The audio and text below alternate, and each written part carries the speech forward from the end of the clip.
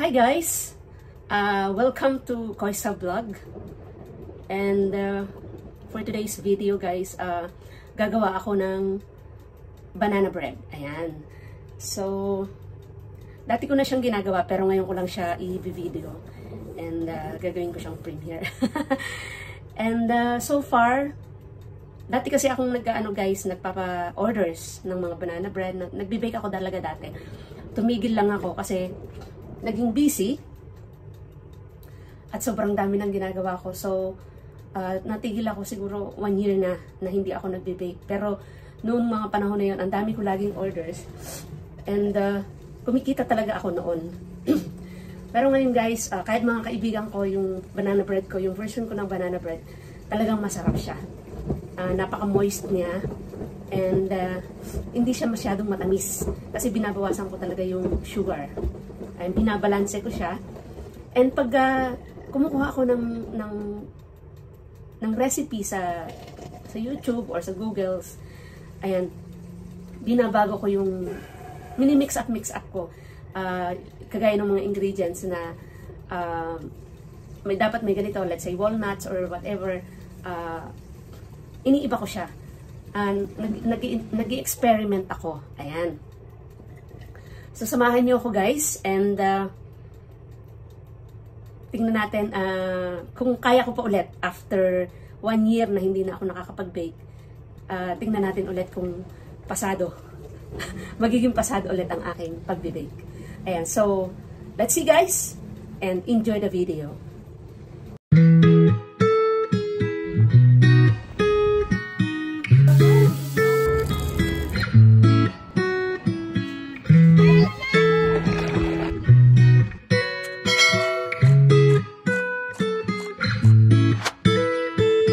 Guys, eto, meron tayong dalawang itlog. I-beat lang natin ng slight. Ayan. And then, i-add natin dito sa ating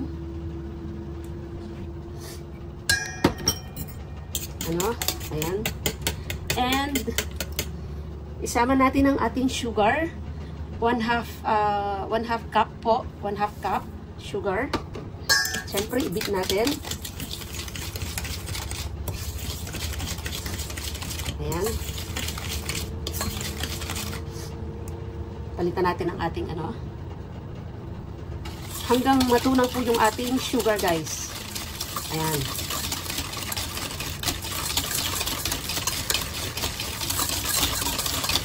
Ayan. And ilalagay po natin ngayon yung ating banana. And ito guys ang ating banana mas okay na ganito yung banana natin para may natural flavor na matamis. Para yung sugar mo, konti na lang. Kailangan mong bawasan yung sugar para hindi masyadong matamis na matamis. Ayan guys. So, 3 banana. Isasama natin doon sa egg at saka doon sa sugar. Ayan.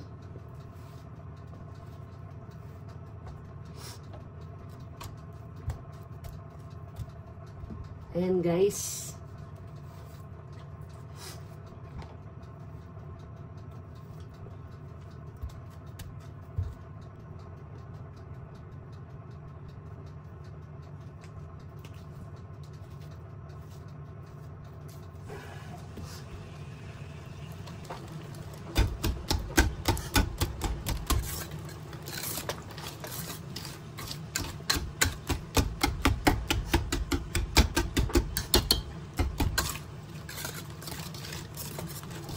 Ayan. And syempre guys, meron tayong butter, unsalted butter na 8 tablespoon. 8 tablespoon, ihalo natin. Ayan, haluin.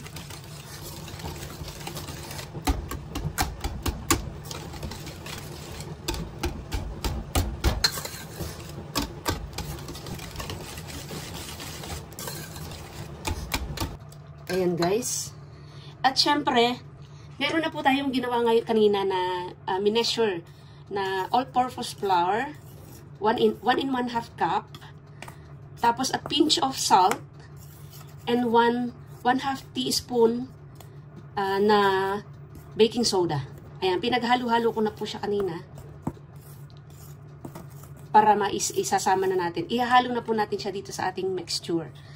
Ayan, kalahati po muna. Para mahalo natin ng maayos. Ayan.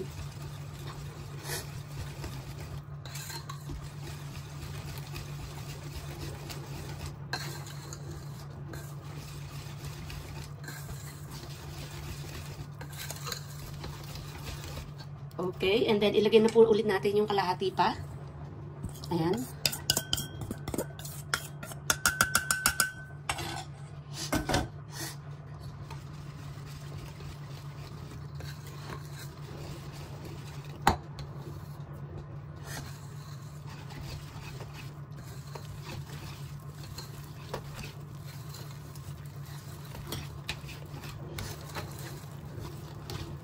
Ayan.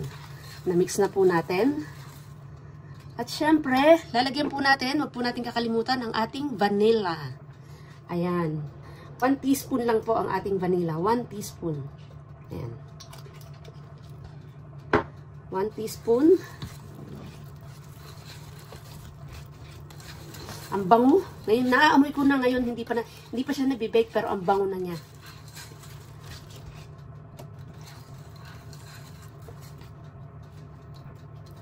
Ayan guys. Ayan guys. So, na-mix na natin. Ngayon, ilalagay po natin guys yung ating raisins. Ayan. 1/2 cup lang po ang nilalagay ko. Ayan. Parang pang paano lang. At syempre, nilalagyan ko pa siya ng dark chocolate. Dark chocolate na 1/4 cup. Ayan. Parang ano lang, parang variety lang siya. Pero wala po akong nuts ngayon. So, supposed to be may nuts ito. Pero naubusan ako. So, pwede namang wala. Ayan.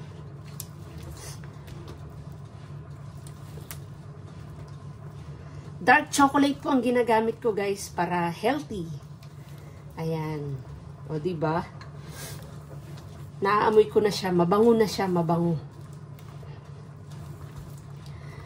At syempre, i-oven po natin siya for at least 1 hour in 160 degrees. Ayan.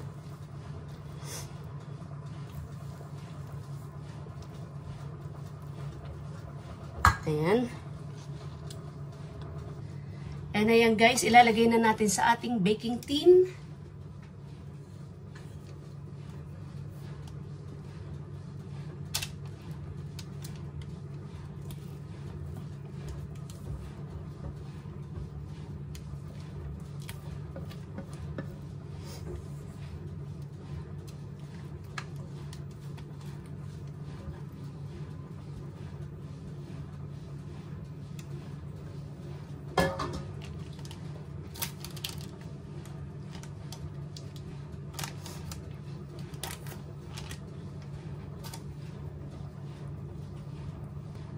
And syempre guys, the magic begins.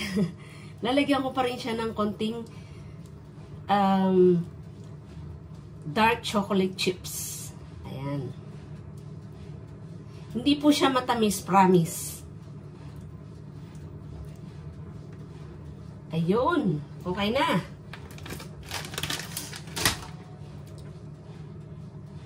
At syempre, ayan guys, na ano na natin, napainit na natin yung ating oven. Preheat na natin yung oven. Ayan, may green. So, nakalagay po siya sa 170. Tapos, lalagay ko siya sa 60. Ayan. And, i-oven po natin siya for mga 50 minutes. Mga 50 minutes lang, okay na yan. Ayan guys, so wait natin para matikman natin mamaya. Ayan.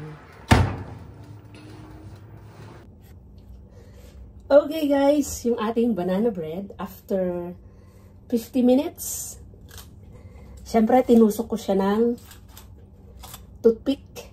So pag tinusok niyo siya, lumabas yung toothpick, without any, pag malinis, yun, ganun. Kapag malinis siya, ibig sabihin, luto na. Ayan, tapos na, okay na siya. So, tinanggal ko na siya, guys, sa oven. And, eto na nga po siya. Look. O, diba? Sobrang bango. So, palalamigin muna natin, guys, and titikman natin mamaya. Ayan. Mainit. And sabihin ko sa inyo kung anong lasa, syempre.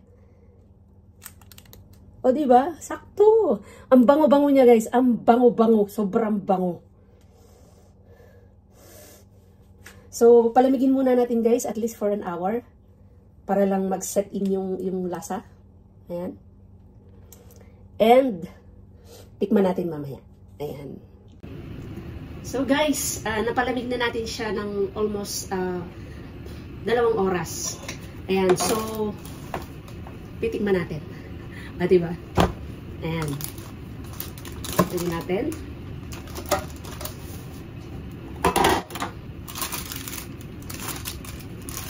Titikman natin.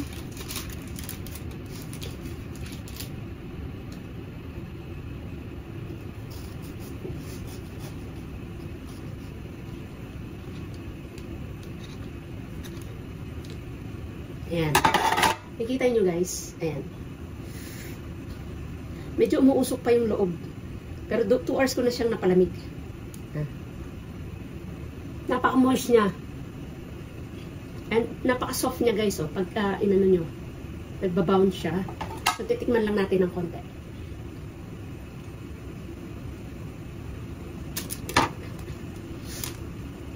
So, ito.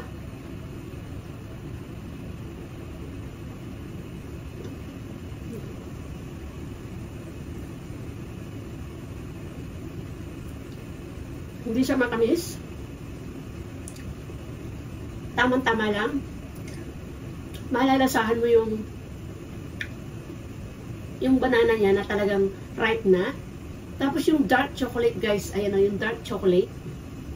Nakikita nyo? Masarap siya. Nagbe-blend siya dun sa lasa ng banana. At hindi siya matamis, guys. Kasi ang ginamit ko nga is dark chocolate. Ayan. So, kain lang tayo, guys. Nagugutom ba kayo, guys? Naglalaway ba kayo, guys? So, gawa na kayo. Try nyo yung recipe ko. Good yan. Tapusin nyo yung video. Malalaman nyo yung lahat ng ingredients nandun. Okay, and thank you guys for watching. At syempre, hit the notification bell, subscribe, and pakishare na rin po ng ating video. And thank you so much. Ayan, thank you so much. This is Koisab. Sayonara!